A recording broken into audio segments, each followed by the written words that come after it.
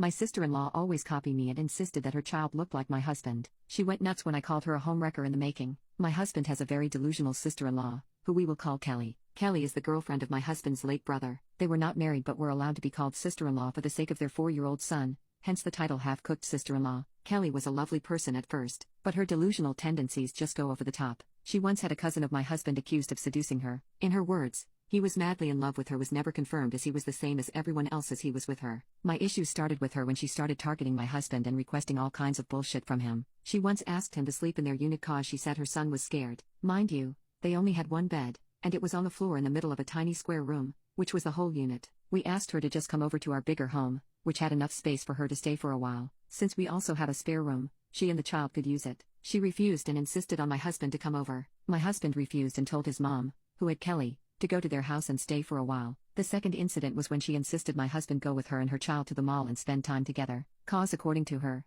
she needs help cause she's a helpless single mother with a fatherless child, and her child needs a father figure. My husband asked if I could go with them, but she made excuses why I couldn't go. My husband refused outright and said to bring the maid assigned to her kid. Cause my mother-in-law sponsored a maid for them after all the things she complained about. After all that, Kelly started to pick on things my husband liked. He likes that I wear skin-tight dresses and leggings cause they complement my bum. She started wearing the same clothes. My husband likes the particular food I make for him. She learns how to make the food and purposely makes too much so she can give some to him in front of me, with a poop-eating smile. And it did not stop there. She also tries to copy me as much as she can. Whenever I buy something new, she buys the same thing for 3 to 4 days. My husband and I like dogs, so I adopted a puppy. And what do you know? She has one a week after. She copies everything: clothes, makeup, jewelry, etc. It was getting a little creepy. One day, at a family gathering, she stated that my husband's nephew, her child, looked much like my husband and would pass off as his kid. And my husband looks nothing like his nephew. His nephew has his late father's face, as if it were copied and pasted. At the same time,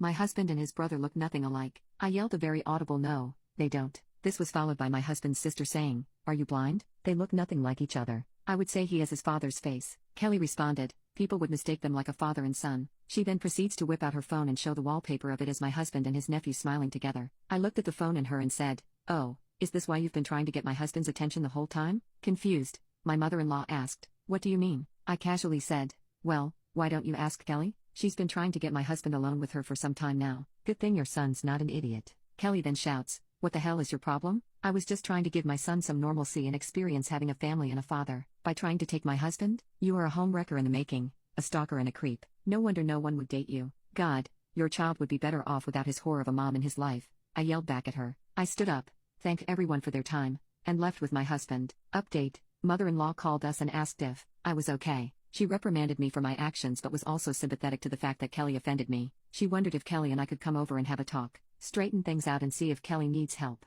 She explained how Kelly's actions may not be favorable, but her situation is something to feel pity for. Mother-in-law thought that losing her son, Kelly's husband's, and caring for a child alone was too much for her. This is why she asked if it would be okay if I talked to Kelly and explained to her why what she did wasn't okay. And if Kelly refuses to listen, mother-in-law said she must handle it herself. As for my husband, he understands if I'm not ready to face Kelly, but it would be the better option, and suggests that we would go LC with her for a while, not wholly cutting her off for the sake of the child. Her sister just commented, "Sister of Kelly here. I don't think Lexi is the a-hole here. My sister has been a nuisance to everyone. Do you think she did all that cause she's grieving? Hell no. She's been cheating on her boyfriend even before he died. She even wants to abort the kid cause she doesn't know who the father might be. But she lucked out cause the kid looked like her dead boyfriend. The bitch even went out of her way to steal my boyfriends. The last straw was my ex-fiancé, whom she fucked after the death of her boyfriend. None of my family members would talk to her. They cut her off completely. I, on the other hand, keep tabs on her. She's batshit crazy. Tell me when you'll meet your mother-in-law and that witch. I'll be going with you." Update: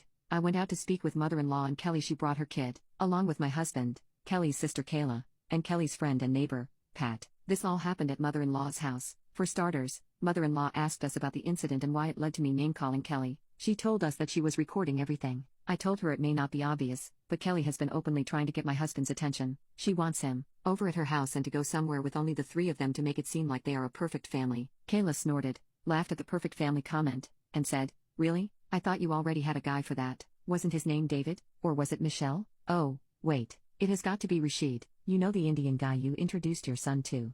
The comment got my mother-in-law's attention. He was asking Kayla what she meant. Kayla said, "Do you know why Sam, late brother-in-law, didn't want to marry my sister, Mrs. Mother-in-law? It's because he knew of her cheating escapades. Furthermore, Sam was my ex whom she stole by opening her legs. Mother-in-law then looked at Kelly, and she said, it wasn't true. And the reason why he won't marry her is because of Kayla, because Kayla was seducing her husband. Sister-in-law said, in which part are you his wife? You claim my brother is your husband, and yet you were the reason why he died. Brother-in-law died of a heart attack after a very heated argument between them, in which he threatened to take the child and forbid him from ever seeing the kid. In our country, if the child is below 7, he must stay with the mother unless the mother is no longer capable. Kayla shouted, he was only waiting for the child to age at least 7 to get him off your filthy abusive claws. In all the chaos, mother-in-law was just there, shocked at all the revelations happening before her. She thought she could redeem Kelly's character in the talk, but she has no redeeming qualities. So when Kayla said something about Kelly abusing her young son, she just couldn't hold it and slapped the poop out of Kelly, which made Kelly fall over. Kelly stood up with tears and anger and said,